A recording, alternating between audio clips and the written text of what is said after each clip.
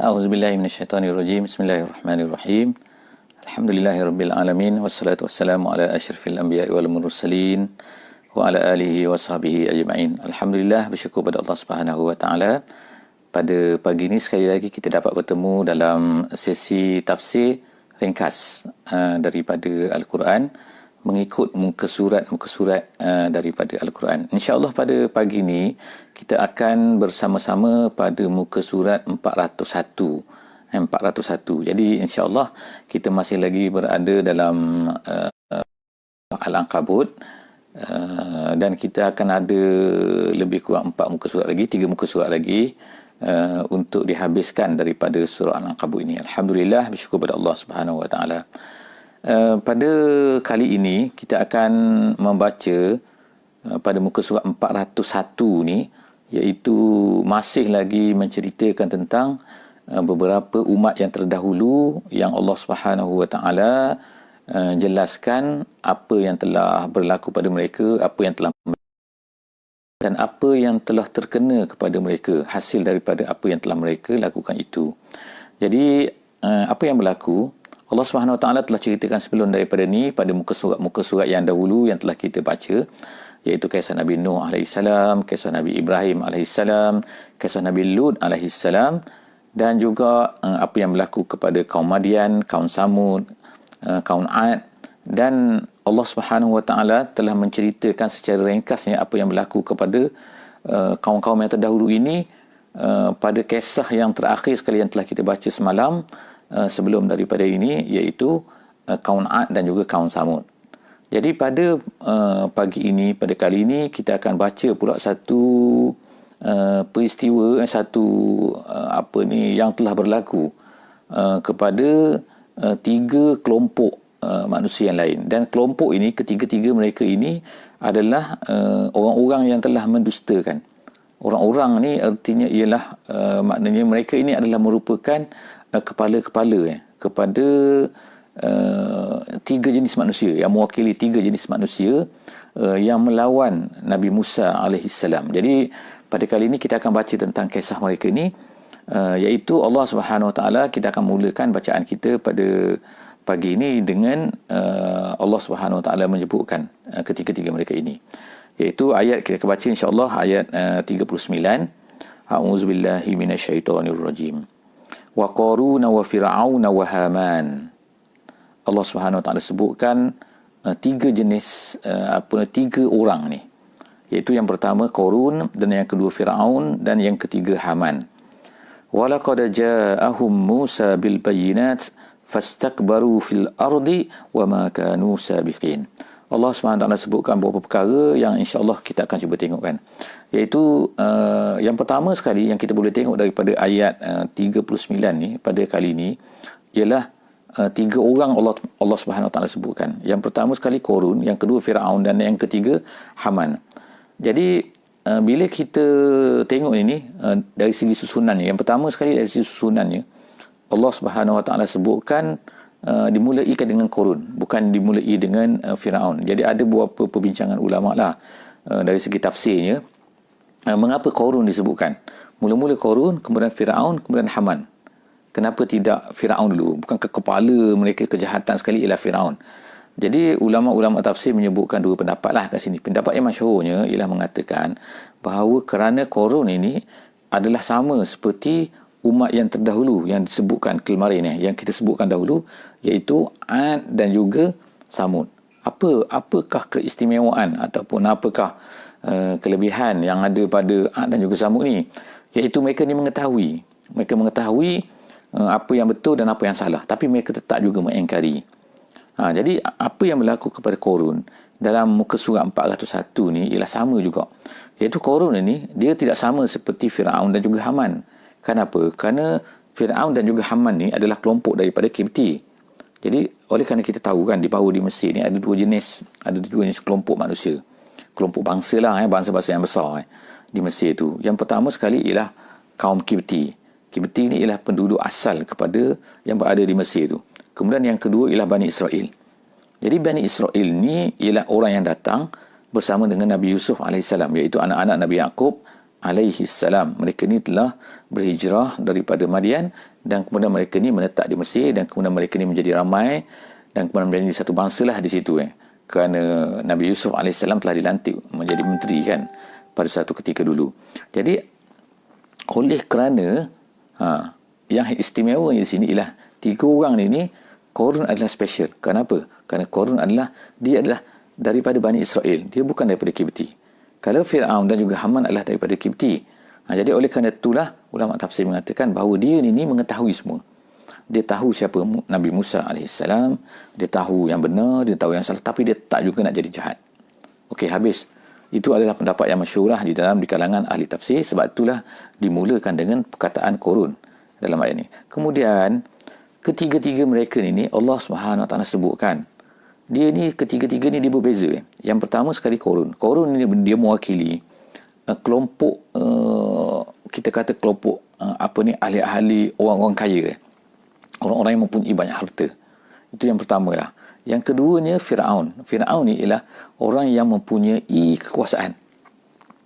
Dan yang ketiganya ialah Haman. Haman ni ialah kelompok. Haman ni adalah bukan wazir iaitu menteri kepada Fir'aun. Jadi oleh kerana itu ketiga-tiga mereka ni satunya Qarun, harta, Fir'aun, jawatan tertinggi, kemudian Haman. Haman ialah menteri-menteri orang yang keliling-keliling kepada Fir'aun tu. Jadi ketiga-tiga inilah Allah SWT sebut sebagai contoh kepada kita semua untuk menunjukkan juga apa yang kita boleh faham juga ialah bahawa ketiga-tiga perkara ini itulah di antara banyak benda yang boleh melalaikan manusia, melarikan manusia daripada kebenaran. Kerana takabur, kerana harta mungkin, kerana kekayaan mungkin, kerana pangkat mungkin, dan juga kerana dia ni bersama-sama dengan orang-orang yang besar. Kelompok-kelompok VIP ini iaitu yang diwakili oleh Haman di sini. Jadi perkara inilah bukan kita katakan bahawa semua orang yang mempunyai perkara ini dia akan menjadi jahat, mufsiduna fil ardi, bukan, tidak semestinya kan. Tidak semestinya, tetapi ini adalah kebiasaan yang berlaku yang menentang para nabi. Allah SWT sebutkan selepas itu lagi, walaqad ja'ahum Musa bil bayyinat. Musa telah datang kepada mereka membawa bayinat. Bayinat ini ialah maknanya keterangan, maknanya benda-benda yang boleh menjelaskan. Jadi ahli tafsir seperti jalan lain dia menyebutkan al-bayyinat ini ialah mukjizat yang hissiyah, iaitu mukjizat yang boleh dilihat. Ada mukjizat yang tak boleh dilihat seperti Al-Quran dan sebagainya. Quran boleh dilihat, tapi dari segi maknanya, dari segi bahasanya itu kita kata tak boleh dilihat. Tapi yang dibawa oleh Nabi Musa AS ni adalah bayyinat, iaitu apa? Iaitu dia ni adalah benda clear depan mata kan, boleh nampak kan. Tongkat menjadi ular, laut terbelah, katak, darah, jarad, belalang dan sebagainya kan. Jadi benda-benda tu semua, tapi ketiga-tiga mereka ni apa? Fastakbaru. Allah Ta'ala sebutkan situ kan, fastakbaru fil ardi, di atas muka bumi ini mereka ni sombong, samalah seperti iblis dulu. Iblis tu apa? Aba wastakbara. Jadi di sini fastakbaru fil ardi wa ma kanu sabiqin. Jadi Allah Ta'ala kata wa ma kanu sabiqin, dan tidak adalah mereka ini sabik. Sabik ini artinya dalam bahasa asalnya ialah artinya yang mendahului. Kalau orang bertanding tu kan, mereka ni berlari kan. So kalau dia ni tak ada orang boleh potong dia, itu maknanya kita panggil sabik. Dia mendahului orang lain. Tetapi maksud kat sini ialah apa kan? Maksudnya wa ma kanu sabiqin ialah mereka ni tidak boleh faitin. Mereka ni tak boleh lepas. Lepas daripada apa? Lepas daripada azab Allah Subhanahu Wa Taala. Maknanya walaupun kehebatan harta, walaupun kehebatan pangkat, walaupun kehebatan ramai orang, pendukung-pendukung mereka pun, tetap juga Allah Ta'ala kata wa makan musabiqin, mereka tak boleh lari daripada azab Allah Subhanahu Wa Taala.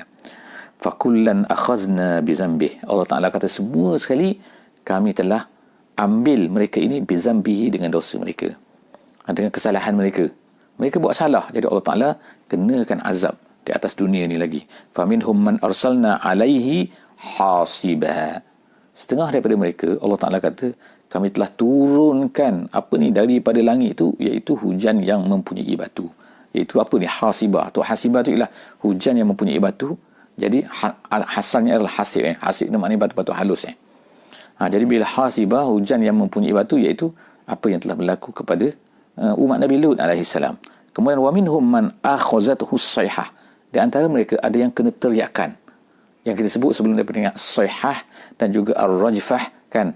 Jadi itu adalah, dia katakan ada satu pendapat kata dia adalah makna yang sama, ada yang kata ialah makna yang berbeza kan. Tetapi iaitu siapakah sini? Iaitu kaum Nabi, kaum Samud kan. Telah terkena juga as-sihah. Wa minhum man khasafna bil ard. Setengah daripada mereka kami telan dalam bumi tu. Kami telan kan. Maksud dalam iaitu apa? Seperti korun dengan harta-hartanya sekali. Wa minhum man aghraqna. Setengah daripada mereka kami tenggelamkan. Kami lemaskan dia. Aghraqna. Jadi siapa ni? Iaitu nombor satu Firaun, dan yang kedua ialah umat Nabi Nuh alaihissalam. Jadi Allah SWT ceritakan wa minhum. Sebahagian daripada mereka kena macam ni, aku kenakan macam ni. Allah Taala katakan, memberitahu sekarang ni, menceritakan kepada Nabi Muhammad SAW. Apa yang dihadapi oleh Nabi Muhammad SAW sekarang ialah Nabi Muhammad sedang menghadapi kaum yang menentang beliau. Jadi tengok orang-orang yang menentang Nabi-Nabi terdahulu, apa yang terjadi kepada mereka. Wa minhum. Allah Ta'ala katakan, wa ma kana Allahu liyazlimahum.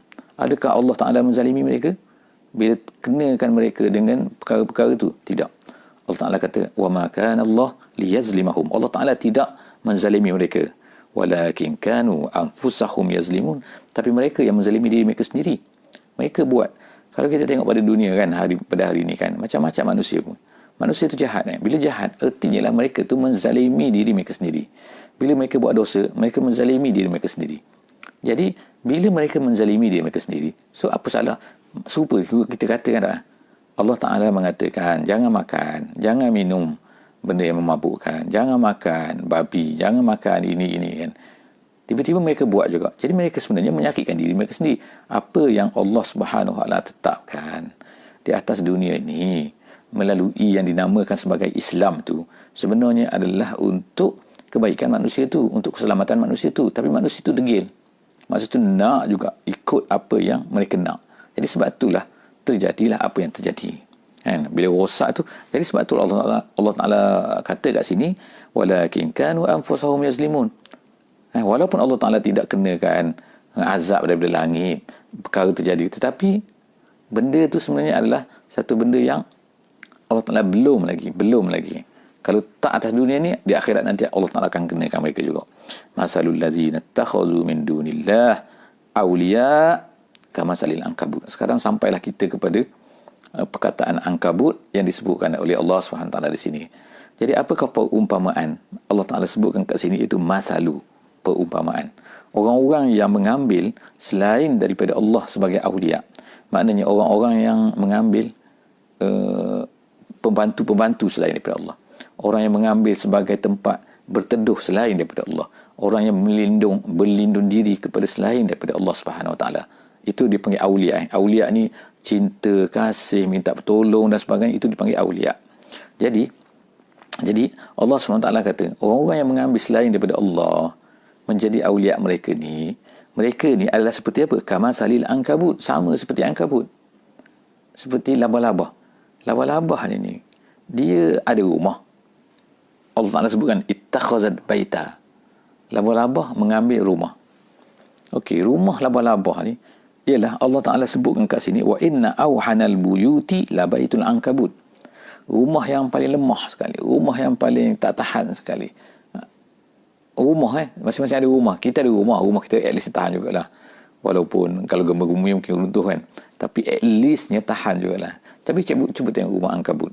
Itulah rumah dia, itulah rumah dia. Rumah dia tu, boleh ke dia ni berlindung daripada panas? Tak boleh. Berlindung daripada sejuk? Tak boleh. Bukan dia duduk dalam rumah tu, tapi angin pun kena kan. Kalau kita nak buang apa ni kita panggil, kita nak buang habuk, kita nak gunakan alat tu kan, sikit yang tersentuh dah jatuh rumah tu, terputus rumah tu. Yalah, of course lah, rumah tu digunakan untuk menangkap nyamuk kan. Boleh lah kan. Tapi nak menangkap jerung boleh? Tak boleh. Nak menangkap apa benda pun tak boleh. Kalau binatang-binatang besar sikit kan, maka katak pun tak boleh kan. Sebab apa? Terlalu auhan, Allah Ta'ala kata. Auhan ni artinya sangat-sangat lemah. Al-wahnu ni kan lemah kan. Auhan tu sangat-sangat lemah. Auhanal buyuti labaitul ankabut. Jadi Allah Ta'ala kata, lau kanu ya'lamun. Tapi ini untuk orang yang mengetahui lah kan. Kalau orang tak faham, Jadi Allah Subhanahu Wa Taala sebutkan benda ni semua untuk memberi kita ni nampak nampak dengan clear supaya boleh macam tu lah orang yang ambil selain daripada Allah ni dengan sebagai tempat bergantung, macam tu lah, sangat-sangat lemah. Innallaha ya'lamu ma yad'una min dunihi min syai' wa huwal azizul hakim. Allah Taala tahu semua apa yang ma yad'una min dunihi, apa yang mereka sembah, apa yang mereka ajak, mereka seru, semua benda tu kan yang kepada selain daripada Allah tu, Allah tahu, bukan Allah tak tahu kan. Allah lihat, Allah semua Allah Taala tahu. Allah ni dia mampu tak nak membalas? Boleh. Dia mampu tak nak bertindak mengazab orang-orang itu? Boleh. Tapi kenapa dia tak buat? Dia tak buat lagi. Jadi Allah Taala kata sini wa wal azizul hakim. Allah tahu, penuh hikmah dia. Kenapa Allah Taala tak ambil tindakan? Kenapa Allah Taala tak turunkan azab? Kenapa Allah? Semua itu adalah Allah mampu dan Allah tahu kenapa dia tak buat. Wa tilkal amsalu nadribuha linnas wa ma yaqiluha illa al-alimun. Allah Taala kata semua itu adalah contoh, perumpamaan. Allah sebut Ankabut itu sebagai perumpamaan. Jadi Allah Taala jadikan Ankabut, ada orang fikir kan, kenapa lah Allah tak jadikan binatang dan sebagainya. Tapi kita boleh fahamlah kat sini kan, kadang-kadang Allah Subhanahu Wa Taala nak jadikan satu benda tu supaya manusia ni boleh puas hati je, boleh tengok. Jadi kita boleh tengok Ankabut di rumah kita tu, bila kita tengok Ankabut di pokok kan, kita boleh ingatlah ni Ankabut. Macam itulah orang yang ambil selain daripada Allah sebagai pembantu mereka. Jadi Allah SWT kata wa tilkal amsalu nadribuha linnas wa ma yaqiluha illa al-alimun. Tak boleh faham benda ni kecuali orang-orang yang mengetahui saja. Orang mengetahui ni kita panggil al-ulama lah. Tapi bukan orang mengetahui sini maknanya orang yang belajar tinggi, bukan, tak mesti. Khalaqallahu as-samawati wal arda bil haqq inna fi zalika laayatan lil mu'minin.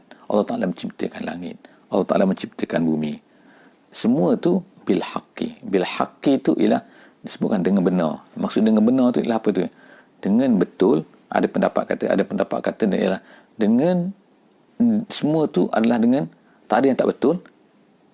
Tak ada bengkok, tak ada apa semua dalam penciptaan Allah Subhanahu Wa Taala ni, tak ada silap, tak ada serupalah dengan Ankabut tadi tu. Allah Taala ciptakan tu semua tu ada sebab dia. Supaya manusia ni tengok, supaya manusia ni perhati, supaya yang kedua ni Allah Taala ciptakan benda ni dengan al-haqqu. Al-haqqu ni sebagaimana disebutkan oleh diterangkan oleh sebahagian daripada ulama, dia kata maknanya ialah bil haqqi ni ialah seperti kita kata kebenaran. Apa kebenaran? Jadi kebenaran tu ialah benda tu ialah membetuli ikut apa yang sepatutnya. Jadi kalau Allah Taala kata menciptakan langit dan bumi ni bil haqqi, artinya ialah dia tu betul dengan sepatutnya. Betul macam mana? InsyaAllah kalau ada kesempatan lain kita akan ceritakan dengan lebih detail tentang perkara ini. Banyak disebutkan oleh Allah Subhanahu Wa Taala tentang ayat yang begini, khalaqallahu as-samawati wal arda bil haqqi. Kalau ada masa insya-Allah. Jangan ke mana-mana, ikut lagi akan datang insya-Allah. Inna fi zalika laayatan lil mu'minin.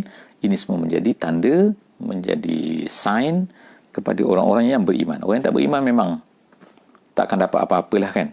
Dia tak nak relate pun dengan Allah Subhanahu Wa Taala. Jadi sebab itulah pentinglah iman dulu. Iman dulu. Dengan iman ni kan, bila ada iman seseorang tu, semua benda yang dilihat ni dia akan mendapat reflect, dia akan dapat linkkan dengan Allah Subhanahu Wa Taala. Utlu ma uhiya ilaika minal kitab wa aqimis solah innas solata tanha anil fahsya'i wal munkar wa la zikrullahi akbar wallahu ya'lamu ma tasna'un. Ayat yang terakhir Allah Subhanahu Wa Taala sebutkan utlu, bacalah apa yang diwahyukan kepada engkau wahai Muhammad. Wahai Muhammad sini ialah untuk Nabi Muhammad, tapi untuk kita juga ialah bacakanlah.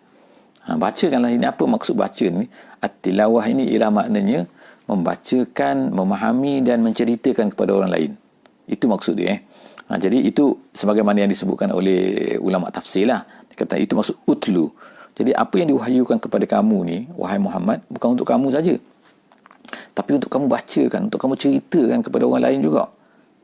Jadi lepas tu yang kedua, jadi yang pertama kena bacakan Quran, kena sebarkan isi Quran, dan yang kedua ialah kamu telah dirikan solat. Sebab apa? Sebab solat ini akan mencegah daripada fahsyat dan juga mungkar. Bagaimana? Adakah apabila orang tu sembahyang tiba-tiba tak mencegah apa-apa pun, tak menghalang dia daripada kejahatan pun, Jadi ulama-ulama berkata, ulama-ulama kita berkata bahawa kalau seorang tu sembahyang tapi tidak juga mencegah dia daripada fahsyat dan munkar, masih ada lacking pada sembahyang dia. Jadi cuba kena betulkan sembahyang lagi. Tapi kita boleh lihatlah insya-Allah kan dalam kehidupan kita pada hari ini, kalau orang tu sembahyang, insya-Allah kan dia akan lebih baik daripada orang yang tak sembahyang. Kita tak katakan, kadang-kadang kita tengok kan, dia tak sembahyang tapi baik. Mana tak sembahyang tapi baik? Memang dah tak sembahyang tu memang tak baik. Satu ni kan, itu silap kita kan. Kita ni kadang-kadang ada dualisme kan dalam penilaian kan. Kalau orang tu tak sembahyang memang dah tak baik dah. Kalau orang sembahyang pun kadang-kadang ada yang tak baik. Tapi kalau orang tak sembahyang memang dah tak baik dah. Daripada awal memang tak baik. Sebab apa dia tak sembahyang? Gitu. Jadi wala zikrullah akbar, dan ingati Allah itulah yang paling besar. Jadi mengingati Allah itu yang paling besar. Menyebutkan Allah itu adalah lebih besar. Sinilah kita tengok kan, ada signboard, ada sign dekat masjid tu kan. Tiada panggilan sepenting seruan ilahi. Itu kan. Itu betul kan. Jadi mengingati Allah, mana sebab itulah bila sembahyang, sepatutnya lah kan, kalau kita boleh kan bila sembahyang, kalau keadaan mengizinkan mana bila waktu sembahyang kita sembahyangkan dulu. Kita selesaikan sembahyang kita dulu. Mengingati Allah itu lebih besar. Wallahu ya'lamu ma tasna'un. Allah Ta'ala tahu apa yang kamu lakukan. Jadi setakat itu saja muka surat 401 pada hari ini. InsyaAllah kita jumpa lagi di sesi akan datang. Wallahu a'lam bissawab. Aqulu qawli hadza wa astaghfirullahal azim li wa lakum. Subhanakallahumma wa bihamdik, nashhadu an la ilaha illa anta, nastaghfiruka wa natubu ilaik. Bismillahirrahmanirrahim. Wal 'asri innal insana lafi khusr illa allazina amanu wa 'amilus shalihat wa tawasaw bil haqqi wa tawasaw bis sabr. Assalamualaikum warahmatullahi wabarakatuh.